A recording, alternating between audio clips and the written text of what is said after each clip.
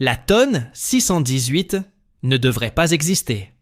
À environ 10,4 milliards d'années-lumière de la chaise sur laquelle vous êtes assis, se trouve une bouche dans l'espace, une région littérale, où la matière tombe à l'intérieur pour toujours et ne revient jamais. Le plus grand trou noir jamais confirmé par l'humanité. 66 milliards de fois la masse de notre Soleil. Assez vieux pour s'être formé lorsque notre univers était encore un enfant. Et en ce moment même, quelque chose venant de 618 se dirige vers la Terre. Quelque chose qui se préparait depuis plus de 10 milliards d'années. Quelque chose qui, d'une certaine manière, est déjà arrivé. La suite de cette vidéo répondra à la question de savoir si cela devrait vous inquiéter. Mais pas encore. Car pour comprendre ce qui se passe actuellement entre ce monstre ancestral et cette planète, il faut d'abord comprendre ce qu'est réellement 618. Avant d'aller plus loin, il nous faut clarifier ce qu'est réellement un trou noir. Parce que l'image que la plupart des gens ont en tête est fausse. Les trous noirs n'étendent pas leurs bras à travers l'espace pour aspirer la matière. Ce ne sont pas des aspirateurs cosmiques. Si l'on remplaçait notre Soleil par un trou noir de masse identique en ce moment même, l'orbite de la Terre ne changerait pas. Les planètes continueraient de tourner sur elles-mêmes. Nous mourrions tous de froid dans le noir, oui, mais du point de vue gravitationnel, rien ne bougerait.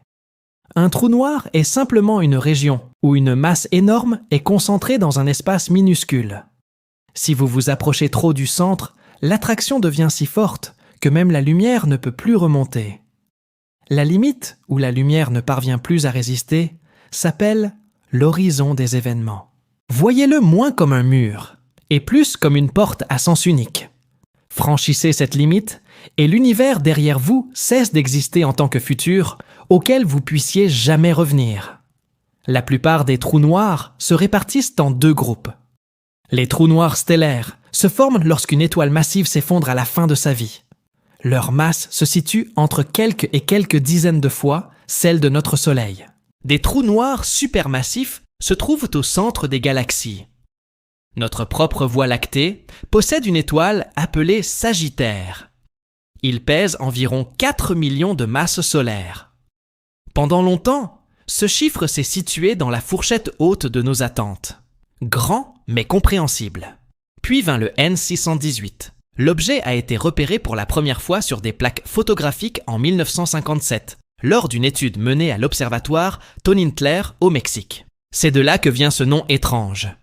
T-N pour Tonantzintley 618, car il s'agissait de la 618e entrée sur la liste. Personne n'y a prêté beaucoup d'attention à l'époque. Elle ressemblait à une faible étoile bleue, une parmi des milliers. Il a fallu encore 15 ans pour se rendre compte que l'objet avait été complètement mal identifié. Au début des années 1970, des spectrographes améliorés ont révélé que cette faible étoile bleue n'était pas du tout une étoile. C'était un quasar. Ce mot est l'abréviation de quasi-objet stellaire, et il décrit le noyau actif d'une galaxie très lointaine. La lumière que nous voyons ne provenait pas d'un soleil. Elle provenait du trou noir central d'une galaxie, entouré d'un disque tourbillonnant de matière condamnée, si chaud et si brillant qu'il surpassait toutes les étoiles de la galaxie environnante. C'était étrange. Mais les quasars en eux-mêmes n'avaient rien de nouveau. Ce qui a rendu le 618 différent est apparu plus tard, lorsque les astronomes ont mesuré son décalage vers le rouge. La lumière avait été tellement étirée par l'expansion de l'univers qu'ils ont pu calculer la distance qu'elle avait parcourue. La réponse était un peu plus de 10 milliards d'années-lumière. Cela signifie que la lumière qui nous parvient a quitté sa source lorsque l'univers lui-même avait moins de 4 milliards d'années. Un cosmos naissant selon les normes actuelles. Et l'objet produisant cette lumière était, de l'avis de toutes les mesures que nous pouvions effectuer, totalement déraisonnable. Voici les chiffres, car c'est à partir de là que 618 cesse d'être intéressant et commence à être effrayant. Notre Soleil est énorme selon les normes humaines. On pourrait y loger environ 1,3 million de terres. Comparé à la plupart des étoiles de la galaxie, notre Soleil est dans la moyenne. Comparé aux plus grandes étoiles de la Voie lactée, notre Soleil est en réalité plutôt petit. Bien, l'échelle est relative. Imaginez maintenant notre Soleil, et imaginez-en 66 milliards. Des révisions récentes ramènent ce chiffre aux alentours de 40 milliards, ce qui, honnêtement, ne change rien au constat. Chacun de ces nombres place 618 dans une catégorie à part. Il n'existe pas de mot courant pour désigner un trou noir aussi massif. Les astronomes ont dû en inventer un. Ils l'appellent ultramassif. Chaque étoile que vous avez jamais vue dans le ciel nocturne, chaque constellation, le fleuve entier de la Voie lactée à l'horizon estival, toute cette masse concentrée en un seul point. Et cela ne suffirait toujours pas. Le horizon des événements de cet objet a un rayon d'environ 1300 unités astronomiques. Une unité astronomique correspond à la distance entre la Terre et le Soleil, soit environ 93 millions de miles. Pluton, le corps majeur le plus éloigné de notre système solaire, orbite à environ 40 unités astronomiques. Cela signifie que l'horizon des événements de ton 618 s'étend plus de 30 fois au-delà de Pluton dans toutes les directions. Et d'un bord à l'autre, en passant par le centre, il s'étend sur environ 2600 unités astronomiques. On pourrait aligner des dizaines de systèmes solaires complets sur cette distance, du Soleil à Pluton, puis du Soleil à Pluton, et il resterait encore de la place. La lumière elle-même, l'élément le plus rapide de l'univers, mettrait environ 2 semaines pour parcourir la distance d'un bout à l'autre. Il faut 2 semaines à un rayon de lumière pour traverser un seul trou dans l'espace. Si vous pouviez d'une manière ou d'une autre planer près de la limite de cet horizon des événements, ce qui serait impossible car vous seriez mort bien avant de vous en approcher, vous verriez l'univers se courber en un seul point. L'espace lui-même se déformerait tellement que les étoiles derrière vous apparaîtraient devant vous, déformées en anneaux de lumière. Votre montre fonctionnerait plus lentement qu'une montre sur Terre.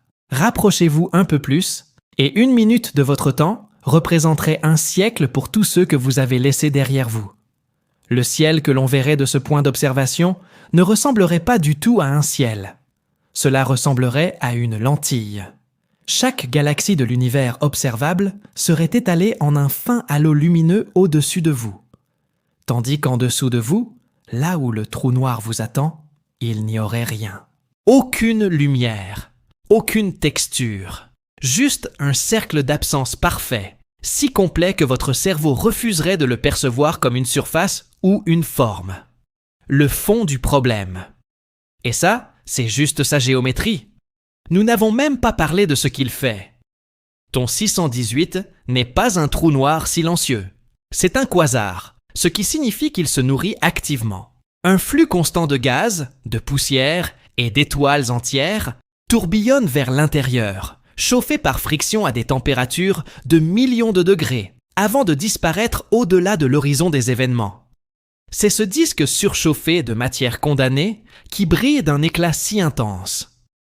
Le disque entourant un trou noir de cette taille s'étendrait sur des semaines-lumière dans toutes les directions. Les étoiles qui s'approcheraient trop près ne tomberaient pas sous forme d'objets solides. Ils seraient déchirés par les forces de marée bien avant d'atteindre l'horizon. Étirés en fins filaments de gaz, enroulés en un disque, chauffés jusqu'à ce qu'ils deviennent incandescents, puis aspirés en dessous. Nous avons déjà observé ce phénomène à plus petite échelle, autour de trous noirs plus petits. Nous appelons ces événements des perturbations dues aux marées. À l'échelle de T-118, des amas d'étoiles entiers pourraient être dévorés au cours d'une vie humaine, et le quasar enregistrerait à peine le repas. La luminosité de ton 618 est estimée à environ 140 billions de fois la luminosité de notre Soleil. 140 billions. Si vous preniez toute la galaxie de la Voie lactée, chacune de ces quelques 400 milliards d'étoiles, et que vous placiez cette galaxie juste à côté de ton 618, le quasar surpasserait la galaxie d'un facteur de plusieurs milliers. Un objet plus brillant que des milliers de galaxies réunies. C'est la lumière que nos télescopes enregistrent actuellement. Et c'est ainsi que nous avons trouvé le nombre 618 au départ. L'éclat, l'impossible luminosité. C'est ainsi que nous l'avons mesuré, que nous l'avons classé, que nous savons même qu'il existe. Mais la lumière n'est qu'un symptôme. C'est l'effet visible de quelque chose de bien plus important en dessous. Et une fois qu'on effectue les calculs sous-jacents, les chiffres deviennent impossibles. Et c'est cela qui tient les astrophysiciens éveillés. Un trou noir de 66 milliards de masses solaires n'aurait pas dû exister seulement 4 milliards d'années après le Big Bang. Les trous noirs croissent de deux manières. Ils absorbent de la matière et fusionnent avec d'autres trous noirs. Les deux processus prennent du temps. Un trou noir de masse stellaire, qui se nourrit aussi vite que la physique le permet, un taux connu sous le nom de limite d'Eddington, ne double de masse que tous les quelques dizaines de millions d'années. Faites le calcul, et vous verrez qu'il est impossible de former un trou noir de 66 milliards de masses solaires à partir d'une seule étoile effondrée en l'espace de quelques milliards d'années. L'univers primordial n'offre pas suffisamment de temps pour construire quelque chose de cette taille par des moyens conventionnels. Comment la tonne 618 a-t-elle pu devenir si grosse aussi vite? Les astronomes ont 3 idées principales, et aucune d'entre elles n'est confortable. Le premier est appelé effondrement direct. Dans ce scénario, des nuages géants de gaz primordial dans l'univers primitif ont complètement sauté le processus normal de formation d'étoiles et se sont effondrés directement en trous noirs, d'une masse d'environ 100 000 masses solaires chacun. Partir d'une graine aussi grosse vous donne un avantage considérable. À partir de là, vous pourrez atteindre des milliards de masses solaires dans le temps imparti. La deuxième idée, ce sont les fusions incontrôlées. Au cœur des galaxies primitives, des étoiles massives entraient en collision, formaient des trous noirs, et ces trous noirs fusionnaient les uns avec les autres en succession rapide. Chaque fusion a fait passer le monstre grandissant dans une catégorie de poids supérieur. Répétez le cycle assez rapidement et vous obtiendrez quelque chose comme des tonnes 618. La troisième idée, que certains chercheurs ont commencé à prendre plus au sérieux, est que les trous noirs primordiaux se sont formés dans le chaos des premières fractions de seconde après le Big Bang. Si elles existaient, elles seraient des produits directs des fluctuations de densité dans l'univers primitif, et elles auraient pu commencer à se former avant même que les premières étoiles ne s'illuminent. Dans cette version de l'histoire, la tonne 618 n'a jamais été un objet devenu un trou noir. Elle est née dans les premiers instants de l'univers lui-même, et elle se nourrit depuis lors. Nous ne savons pas quelle réponse est la bonne. Nous ne le saurons peut-être jamais. Chaque modèle actuellement sur la table nous oblige à admettre quelque chose de gênant. L'univers primitif construisait des choses qui, selon nos règles, auraient dû prendre beaucoup plus de temps à construire. Le document T618 constitue la preuve irréfutable. Et nous en revenons maintenant à la question qui nous a amenés au départ. Celle qui vous trotte probablement encore dans la tête. Le vol N618 se dirige-t-il réellement vers nous? La réponse comporte 2 parties. La première partie est que l'objet lui-même ne l'est pas. L'expansion de l'univers éloigne de nous des tonnes 618 chaque année, et ce de plus en plus vite. Pendant que vous regardez ceci, la distance physique entre la Terre et ce trou noir augmente. Au sens le plus littéral et mesurable, N618 se retire dans l'obscurité. La deuxième partie est plus difficile car personne n'a jamais réellement vu l'objet. Personne ne le fera jamais. Ce que nous voyons lorsque nous pointons un télescope vers cette portion de ciel, c'est de la lumière. Très vieille lumière. Les photons atteignant nos télescopes ce soir provenaient de N618, lorsque l'univers lui-même avait moins de 4 milliards d'années. La Terre n'existait pas. Le Soleil n'existait pas. Il n'y avait ni roche, ni océan, ni atome dans votre corps, agencé en quelque chose de reconnaissable. La lumière commença malgré tout son voyage. 10 milliards et demi d'années à travers l'espace en expansion, à travers les galaxies et les vides, visant une zone de néant où un jour une planète pleine de primates curieux pointerait un télescope en retour. La plupart de ces photons ont été perdus en cours de route. Une infime fraction a survécu. Ils arrivent en ce moment même. Ils continueront d'arriver tant que quelqu'un sur Terre continuera à lever les yeux au ciel. Donc oui, quelque chose provenant de ton 618 se dirige vers nous. Elle se dirige vers nous depuis 10 milliards d'années. C'est à ce moment précis, ce soir, que les miroirs se reflètent sur les sommets des montagnes du monde entier. L'objet lui-même s'échappe dans l'expansion de l'univers. Sa lumière continue de nous trouver.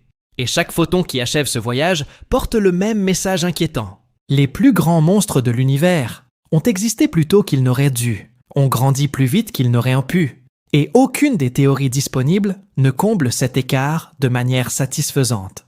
Il y a encore une chose sur laquelle il vaut la peine de s'attarder. Ton 618 n'a pas été découvert parce que quelqu'un était parti à la chasse aux monstres. Elle a été remarquée presque par hasard sur une plaque photographique des années 1950. Et ce n'est que des décennies plus tard que quelqu'un a compris de quoi il s'agissait.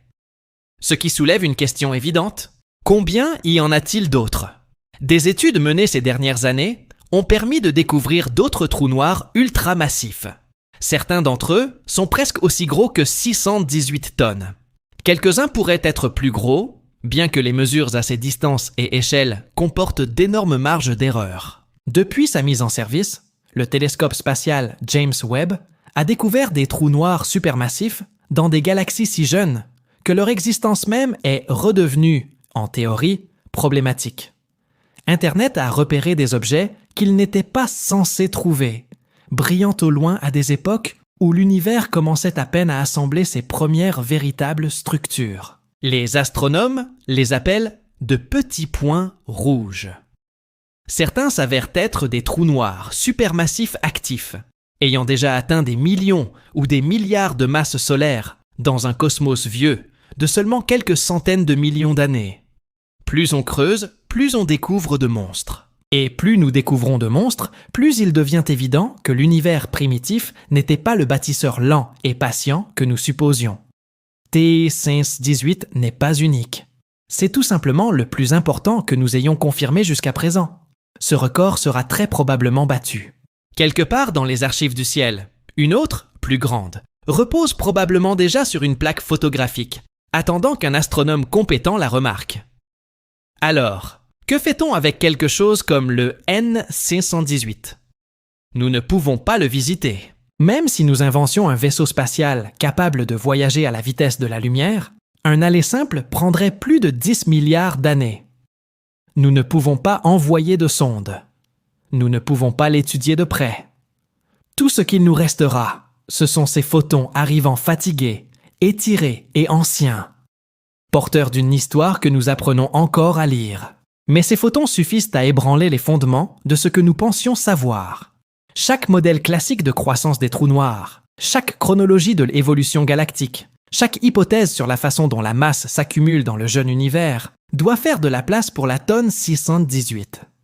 Cet objet est un cas test auquel nos théories échouent constamment. Et voici peut-être le passage le plus bouleversant. Si vous vous teniez à l'extérieur de notre galaxie et que vous regardiez vers la Terre, la Voie lactée vous semblerait immense.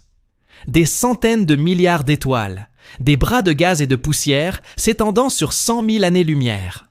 Chaque civilisation connue, chaque guerre, chaque histoire d'amour, chaque nom jamais prononcé, tout cela est contenu dans une faible spirale de lumière. N618, situé au centre de sa galaxie haute lointaine, pèse plus lourd que notre Voie lactée entière à lui seul. Non pas la galaxie, mais les étoiles qui la composent. Tous ces rayons sont combinés et comprimés en un seul point, et c'est la lumière provenant de ce point unique qui atteint nos télescopes ce soir. Nous ne courons aucun danger à cause de la bombe 618. Les calculs sont limpides. Elle est trop éloignée pour nous affecter gravitationnellement. Et l'expansion de l'univers garantit que nous ne nous rapprocherons jamais davantage. Mais le danger n'est pas la seule façon dont une chose peut être effrayante. T618 est effrayant, car il nous rappelle que nous ne vivons pas dans un univers que nous comprenons. Les règles que nous avons formulées pour décrire l'interaction entre la masse, la gravité et le temps fonctionnent à merveille dans le voisinage de notre Soleil. Elles restent valables pour des étoiles et des galaxies semblables à la nôtre, ainsi que pour des trous noirs aux échelles que nous avons cartographiées aux limites de notre champ de vision.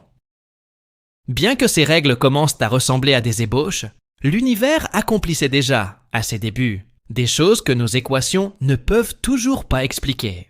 Chaque nuit, lorsque la lumière ancestrale de 618 parcourt les derniers des kilomètres de son voyage de 10 milliards d'années, et pénètre dans le miroir d'un télescope au sommet d'une montagne isolée, un message continue d'arriver. Un message d'une époque antérieure à la Terre, antérieure au Soleil, antérieure à tout ce que vous avez jamais appelé foyer. Le message est court. Il est dit « Vous ignorez l'immensité que peuvent atteindre les choses. Vous ignorez la vitesse à laquelle elles peuvent croître. Vous ignorez la part de l'univers qui vous est encore cachée. Et quelque part dans l'obscurité intergalactique, l'émetteur est toujours là, se nourrissant, grandissant et émettant encore. Nous observons un fantôme qui n'a pas fini d'écrire son histoire. La prochaine image télescopique de N618 capturera une lumière légèrement plus récente que celle que nous observons actuellement. De quelques secondes seulement, mais elle sera plus récente, plus proche du présent. À chaque instant où nous l'étudions, nous tirons un fil qui s'allonge sans cesse. Ce qui nous attend à l'autre bout, dans le présent réel de l'univers, est quelque chose qu'aucun humain ne verra jamais. Mais c'est là. C'est toujours là. Et au sens le plus profond du terme, c'est l'objet le plus terrifiant que l'humanité ait jamais découvert. Merci d'avoir regardé et à bientôt.